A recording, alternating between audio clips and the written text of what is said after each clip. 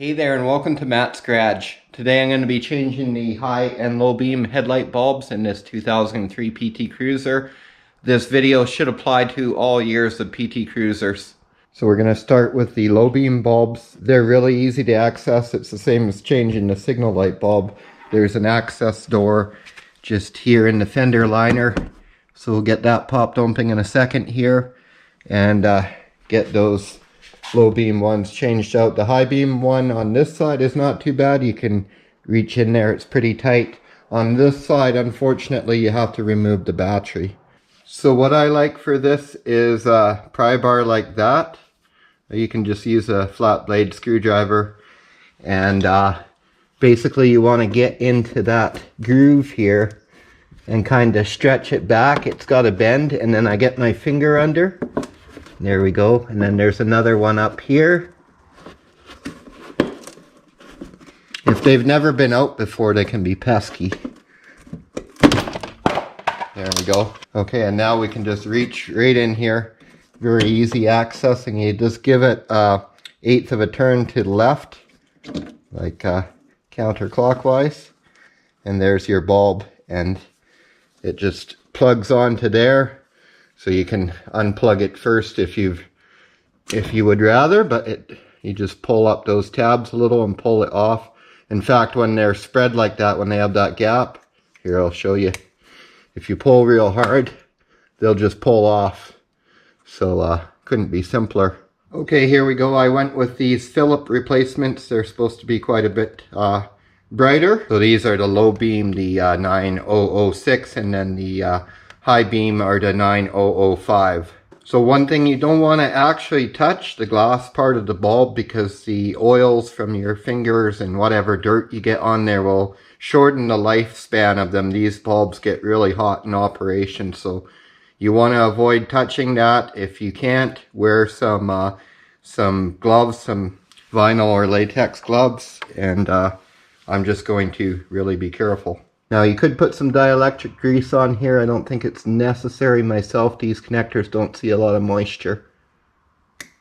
And then this can only go one way, so just look where the big and the small tabs go in there, and then you should be able to line it up. There we go. And you can look through on the front side, the lens too. So now you just give it an 1/8 of a turn to the right, and it doesn't really seem to click in. It turns and stays there. So that is it for that one. Okay, so I've determined the best way to get in here is to reach down in here. You can maybe get down in here. If you've got no air conditioning on your car, it'll be much easier. I'm probably not going to be able to show this to you guys because it's just too tight in there to get the camera and my hand in there and shine a light in there. Also, you'll notice I have the car jacked up. That's not necessary, and you could turn the tires too to gain more access in those fenders with the car down. I happen to be doing an oil change anyway, so I just left it jacked up. Okay, you're going to have to just take my word for it, but I did reach in from there. I unplugged it first, and then I took the bulb out. It wasn't too bad, and I have big hands and arms, so. Okay, I just got that one in. I'm half done now. So for this one, I did reach down there. I'll demonstrate. Get your hand right down there, and that gives you the angle to thread it in, to get the force to thread it in and to plug in the plug. And I had a lot of difficulty getting it in, but I think that's because this is a cheap aftermarket headlight top. So I'll go ahead and pop this access panel back in. It's very easy to start on that end and feed it up there, and you make sure those two little tabs go there. Sorry, I didn't get some lights going. And then just clip in those 2 points there and you're done. So same deal over here. It's on the driver's side now. And there we go.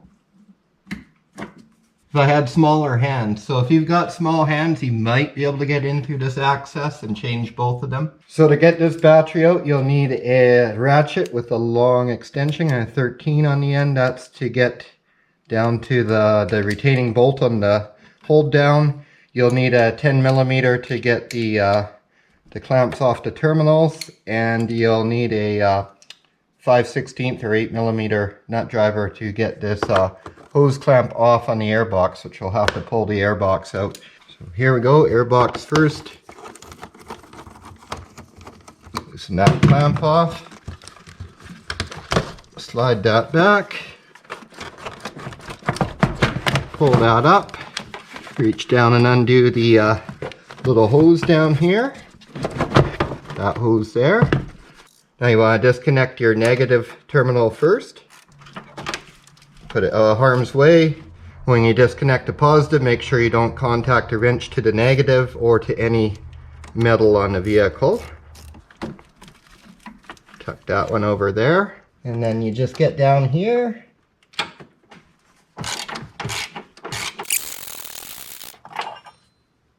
And then this lifts up and it unhooks. You can swing it around for a bit more room.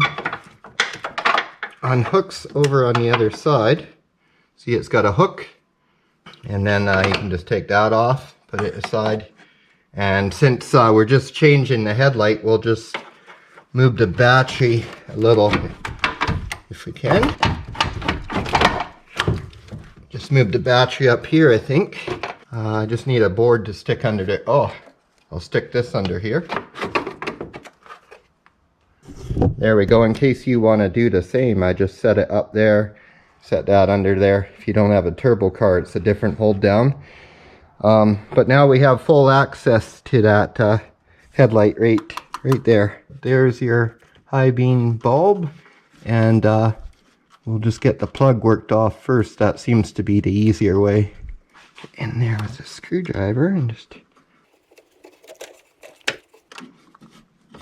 There we go. Now twist to the left and I'll work it out. There's not even a lot of room to work it back out of there, but there we got her.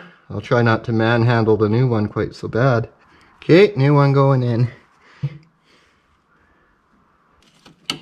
There we go, and the plug's back on. So that should all be good. Now we just have to get the battery back in place and put the airbox back. I just went and dug out this PT Headlight Assembly from the back of the shop. It's from a 06, so that'll show you that they fit the same in an 06, and you can see real good here how they fit. And I'll just like that. So there's 3 different size tabs, and you line them up to the corresponding notches in there. And you can see I put the battery and airbox all back. Well, there we go. They're all working. And the car's not quite straight or level, but they look to be pretty level there. I'll check it again outside. I'll pull it up to the wall outside in the dark and make sure, but it doesn't appear like there's any way to adjust the high beam ones anyways. Okay, so you can only really adjust the low beam. These are the adjustment holes, and it's a T20 screwdriver, so one of those. But there's a second hole here, and it's just a dummy hole. There's no screw in there. See, it just ends in plastic. But this one drives this adjuster wheel here. You can see that right there. And you can see the problem probably is this one is very corroded up, and I don't think it will adjust. See, it's just going to break apart. But I believe the headlights in my mom's car aren't in this rough of condition, so I'm going to do another clip here showing me adjusting the headlights in the dark.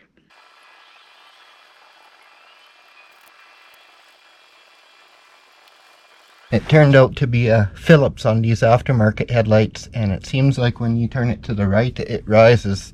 Well, there you have it. That's all there is to changing the headlight bulbs on your PT Cruiser. Thanks a lot for watching Matt's Garage. Don't forget to like and subscribe, and have yourself a great day.